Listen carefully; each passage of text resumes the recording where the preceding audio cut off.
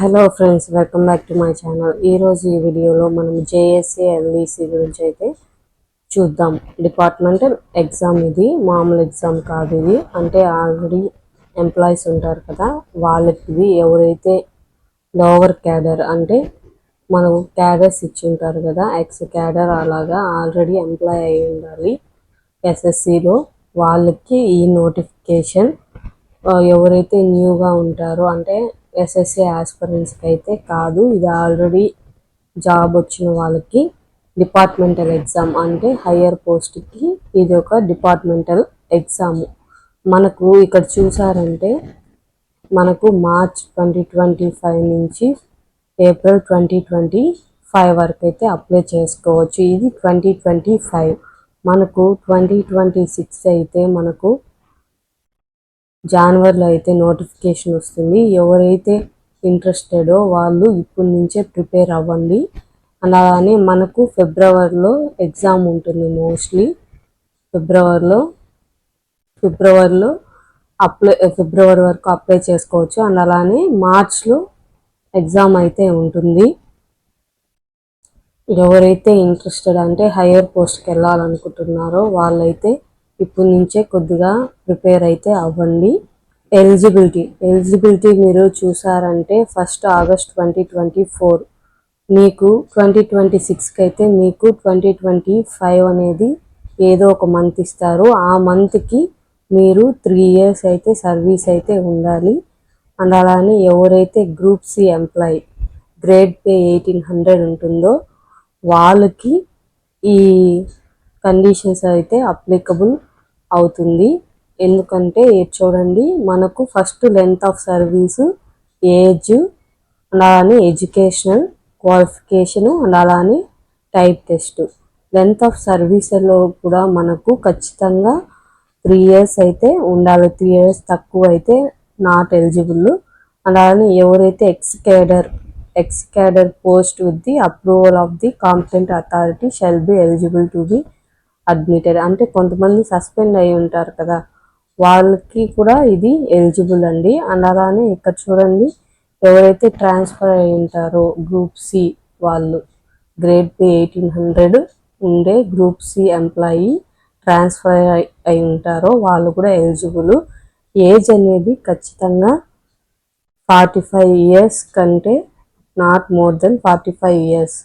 45 years కంటే ఎక్కువ ఉండకూడదు. అదే 50 years ఎవరైతే ఎస్సీ ఎస్టీ ఉంటారో వాళ్ళు 50 years వరకు అయితే అప్లై అయితే చేసుకోవచ్చు.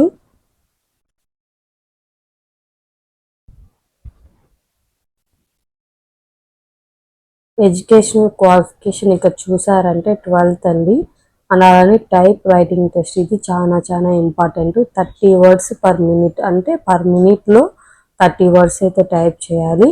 లేదు అంటే 25 words per minute ఇన్ హిందీలో అయితే 25 words per minute, అది కూడా మాన్యువల్ టైప్ రైటర్తో. ఇక చూడండి, typing speed 35 words per minute in English are 30 words per minute in Hindi కంప్యూటర్లో. అంటే టైప్ రైటర్కి అయితే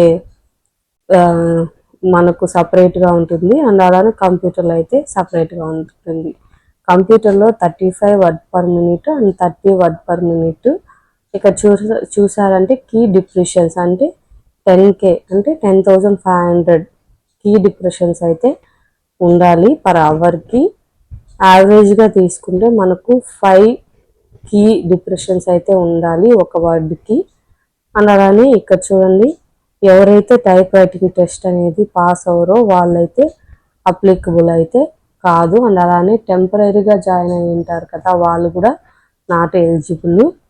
అండ్ అలానే ఇక్కడ చూసారంటే ఇవి రెండు మనకు క్వాలిఫై అయితే మనకు పోస్టుని బట్టి వేకెన్సీస్ అంటే పోస్టులు ఎన్నున్నాయి దాన్ని బట్టి మీకు 1:10 రేషియోన అలా తీసుకుంటారు. మనకు 2025 అయితే అప్రాక్సిమేట్గా 36 వేకెన్సీస్ అయితే ఉన్నాయి. ఆ 36లో కూడా different SC ST OBC OC ఇలాగా ఒక్కొక్క క్యాస్ట్కి అయితే మనకు వేకెన్సీస్ అయితే ఇచ్చారు. మీకు ఏజ్ చూడండి 45 ఇయర్స్, అలానే మీకు 45 ఇయర్స్ అయితే ఉండాలి. 45 ప్లస్ అయితే ఉండకూడదు, 50 అయితే ఉండాలి. అది ఎవరు ఎస్సీ ఎస్టీ మాత్రమే, అంటే age relaxation only SC and ST. మనకు కంప్యూటర్ బేస్డ్ ఎగ్జామ్ అనేది నెగిటివ్ మార్కింగ్ 1/4. మనకు జనరల్ ఇంగ్లీష్ ఇస్తారు, అంటే మనకు డెప్త్గా అయితే ఇయ్యరు, టఫ్ క్వశ్చన్స్ ఈజీ క్వశ్చన్సే ఇస్తారు. అది కూడా 60 క్వశ్చన్స్ 60 మార్క్స్. 3 అవర్స్ అయితే టైము, అంటే నార్మల్ పర్సన్స్కి. అదే 4 అవర్స్ ఎవరైతే స్క్రైబ్ ఉంటారో వాళ్ళకి 4 అవర్స్ అయితే టైం ఉంటుంది. జనరల్ నాలెడ్జ్ అంటే కరెంట్ అఫైర్స్ ఇలాంటివి ఉంటాయి. 60 క్వశ్చన్స్ 60 మార్క్స్. సిఎస్ఎంఓపి అంటే ఎవరైతే ఆఫీస్లో మనకంటూ అటెండెన్స్ అనేది ఉంటుంది కదా, అటెండెన్స్ ప్రకారము మీ బిహేవియరు వాటికంతా కూడా మార్క్స్ ఉంటుంది. 60 క్వశ్చన్స్ 60 మార్క్స్. టోటల్గా మనకు 180 క్వశ్చన్స్ 180 మార్క్స్ అయితే ఉంటుంది. మీకు బుక్స్, ఎస్పెషల్లీ బుక్స్ గురించి అడిగారు అంటే నేనేం చెప్తా అంటే మీ ఆఫీస్లో, అంటే మీరు ఎక్కడైతే వర్క్ చేస్తున్నారో అక్కడ ఆఫీస్ ఉంటుంది కదా, మీ యొక్క పర్టికులర్గా మీకు ఆఫీస్ అనేది ఉంటుంది. ఆ ఆఫీస్లో వెళ్ళి అడిగారంటే మీకు పీడిఎఫ్స్ ఇస్తారు, అండ్ అలానే ప్రీవియస్ ఇయర్ క్వశ్చన్ పేపర్స్ కూడా ఇస్తారు. మీరు ఆ పీడిఎఫ్ చదువుకుంటే చాలు, మీకు మోస్ట్లీ దాంట్లోనే 99% ఆఫ్ క్వశ్చన్స్ అయితే ఇస్తారు. కాబట్టి ఎవరైతే అప్లై చేయాలి అనుకుంటున్నారో వాళ్ళు ముందే ఆఫీస్కి వెళ్ళి ఇలా నేను అప్లై చేయాలనుకుంటున్నాను, మాకు ఏదైనా బుక్స్ పీడిఎఫ్ ప్రొవైడ్ చేయండి అంటే వాళ్ళే ప్రొవైడ్ చేస్తారు. ఒకసారి అయితే ఖచ్చితంగా అయితే అడిగి చూడండి, ఖచ్చితంగా అయితే ఇస్తారు మీ యొక్క ఆఫీస్తో. ఆఫీస్ అంటే ఏంటి అని అడగచ్చు మీరు, అంటే మీకు ఒక డిపార్ట్మెంట్ అంటూ ఉంటుంది కదా, ఆ డిపార్ట్మెంట్లో వెళ్ళి అడగండి.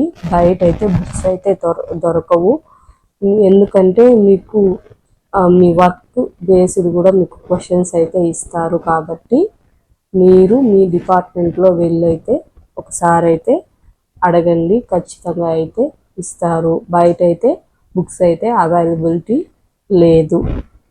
ఇక్కడ చూడండి మనకు సిలబస్ చెప్పాను కదా, ఇంగ్లీష్లో గ్రామర్ ఇవన్నీ ఇస్తారు. జనరల్ నాలెడ్జ్లో అయితే మీకు ఎవ్రీడే అంటే కరెంట్ అఫైర్స్ ఇలాంటివి. సిఎస్ఎంఓపి అంటే మీకు మీ డిపార్ట్మెంట్ వాళ్ళు అనేది మార్క్స్ అయితే ఇస్తారు. దాన్ని బట్టి అంటే మీ బిహేవియర్, మీరు అటెండెన్స్ ఇలాంటివి ఉంటాయి కదా, వర్క్ ఇలాంటివన్నీ బేస్ చేసుకొని అయితే మార్క్స్ ఉంటాయి.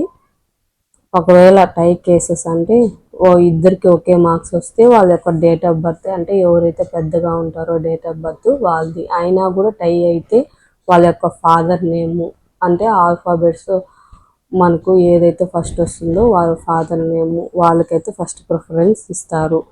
Thank you friends, thank you for watching. If you like video please subscribe.